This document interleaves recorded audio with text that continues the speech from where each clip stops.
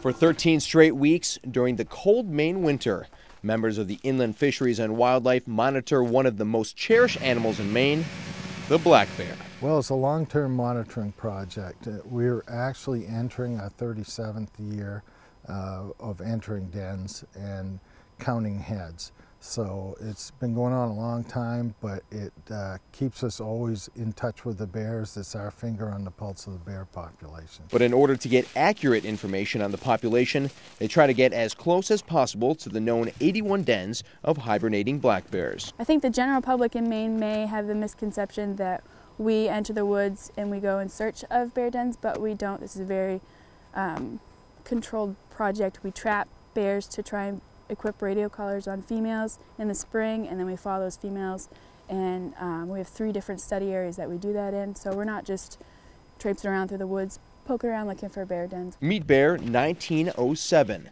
the 1,907th bear tracked through the program. The team has been monitoring this mother for 10 years. This past year she had 4 cubs with her, but after diving into her den this time around, she was down to 2. We know how many cubs were born last spring.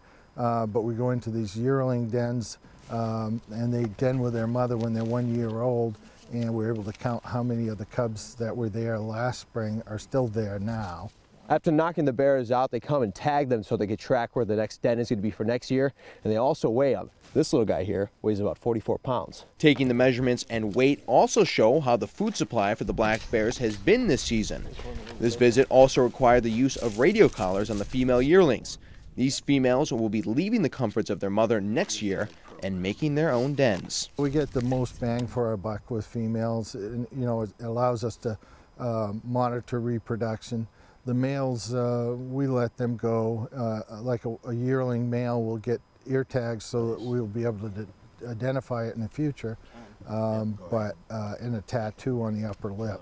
But other than that, we don't see them again until we perhaps catch them, or they get shot by a hunter, or sometimes hit by a car or something like that. Catch Part 2 to learn more on the Mammal Conservation and Management Program through the Maine Department of Inland Fisheries and Wildlife.